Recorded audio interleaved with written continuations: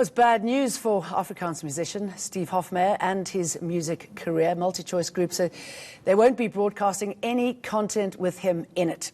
There have been calls for big brands and sponsors to disassociate from the singer. The controversial artist is known for saying that black people are the architects of apartheid, amongst other things. He's also been seen posing with the apartheid flag. Now, does this decision trample on free speech, or does it represent decisive action against racism? Joining me now is Tandy Smith from the Media Monitoring Africa and CEO of the Nelson Mandela Foundation, Selo Hatang. Very warm welcome to both of you. Selo, let me start off with you. What's your response to this move by MultiChoice? I think it's the best news we could have had in years.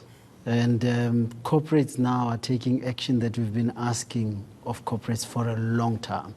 As citizens of this nation, of a nation that we're trying to build and to reimagine how it would look like, to keep feeding the monster that he gets away with it every time. And many then cry foul to say, how does he do it? You know, how can someone be so blatantly racist? And he still gets sponsorships. Does it mean that those who are behind him also subtly agree with him about some of his utterances? And I think as a country, we should now be celebrating to say, for the first time in a long time, racism has consequences. You say that in the past you've asked many companies, organizations to put a stop to it, do something like this. What's their response been? Why have they stalled? I think every time there's fear that those who support you will suddenly then maybe pull away from you. And we can't build a nation out of fear. We should build a nation out of what we want to see in the future. And we're not building this for Tandy and I today. We should be thinking about those who are still to be born. What kind of country will they find? Will they find a country which is still not so sure whether they should move on a blatant thing that's racist? And I think for the first time, those who have been supporting the likes of Steve Hofmeyr will take heed and say, maybe it's about time that we stop, because this kind of thing can come to us too. Tandy, your response? Yeah, I think it's an interesting situation. It's interesting to see the responses that we've seen coming out today. Yeah. A very, very mixed response, and a lot of questions raised about the issue of freedom of expression. And, you know, MultiChoice at the end of the day is a private institution. It's a corporation, and you know, they have the choice of what content to air or not. You know, what's interesting is that you find that they're not calling for a ban of content. They're not calling, you know, for a blanket ban on everything. They're just simply sitting back and saying, you know what, we're no longer going to air content from a particular artist. If they went further, it would make it particularly difficult to have this kind of conversation. Exactly, precisely. Exactly. So, yeah, it's an interesting move, and you know, like Selo was saying, it's really heartening to see that steps are finally being taken, and corporations are able to take a stand and say, you know, this is what we stand for, these are our principles, and we stand behind our values as an organization. Okay, this is their statement, or, you know, a bit of their statement. They're committed to the building of a non-racial society, strongly condemn any acts of discrimination. It's proud of its support for Afrikaans, not only our investment in content for our DSTV platforms, but also our sponsorship of festivals, events, and the broader Afrikaans performing arts sector. Commitment to Afrikaans, all local languages, will not change. We welcome a society where freedom of speech is celebrated. However, we take a stand against racism. So there it is. That's what they want. How's it going to work, though? So when it comes to balancing that freedom of speech, encouraging people to be able to talk out, to be able to have a voice?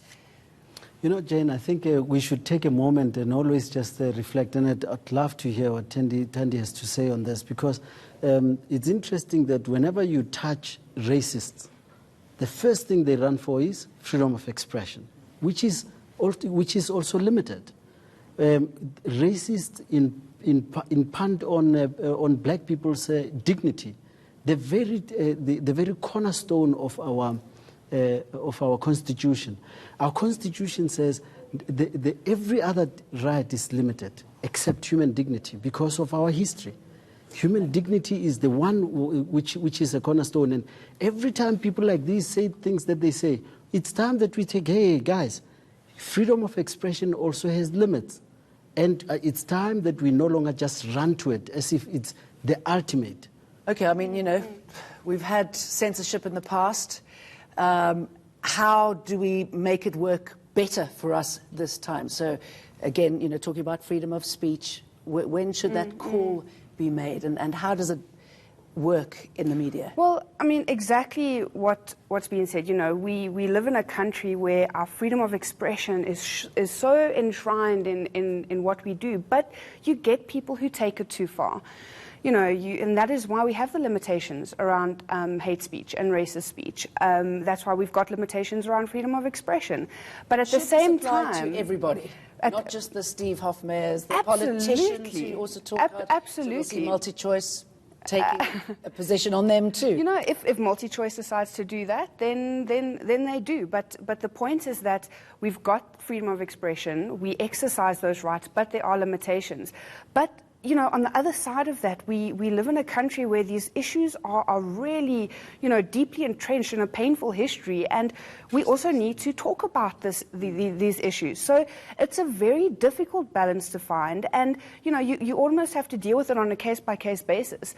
With an instance like MultiChoice, you know, choosing not to air Steve Hofmeyr content, it's all about context and dealing with, you know, a person. It's not the first. It's not you know, come out of the blue. There's been systemic instances of you know, pushing of racist speech, of coming out with racism and obviously issues. what's effective from MultiChoice's move is that it'll hit him where it hurts. He's an entertainer. It'll hit him in the pocket, and for many people that's all that really counts. I mean, you fighting the apartheid flag, you're in court at the moment. It's a symbol for you for many people of hate. What are we seeing happening at the moment? Do you think we'll start getting a sort of a rolling effect when it comes to dealing with these symbols that are so offensive? You know, one of the things, again, with this one, the first thing that we had was people who then ran to fake news and said we called for banning of the flag. We didn't. We didn't say an outright ban. We said gratuitous display of the flag. And those who are defending it, AfriForum, have not said why they want it displayed. We are clear why we don't want it displayed. I mean, at the time that I came out and said, I was hurt by what I saw, because I was on Robben Island on the day when, on Black Monday, when the first flag was then displayed. Their response in their papers was, well, whenever Hatang sees this flag and he gets hurt, let him sit down, reflect on where we are at the moment. You know, in other words... Okay, so we're seeing dramatic moves from you, from you know, media organizations. How do they balance the impact it's going to have on their pocket? Well, you know, to be honest, is it really going to be such a big impact on the pocket? You know, MultiChoice is a pay service, as mentioned before, and you know, I suppose its models are completely changing, and they're not the first platform to, you know, decide not to air certain artists' content. We're dealing with entertainment, we're dealing with music, we're not dealing with, you know, current affairs or news programming, or, you know, editorial decisions get made every day about what kind of content to air. The fact that this is a principled position speaks to the context that we're dealing with, and speaks to the person who's producing this content. There are so many other platforms, you know, where people can express their views, and MultiChoice are taking a stand. I don't think that, you know, honestly, if it was really going to have such a big dent, would they have done it? You've got to wonder there, don't you? Well, thank you both for expressing your views. Thandi Smith, Sello Hatang, thank you. Thank you. Terms and conditions apply. The gap between what the customer thinks is fair and what insurers determine is fair. How are consumers protected against unscrupulous financial service providers? We discuss that next.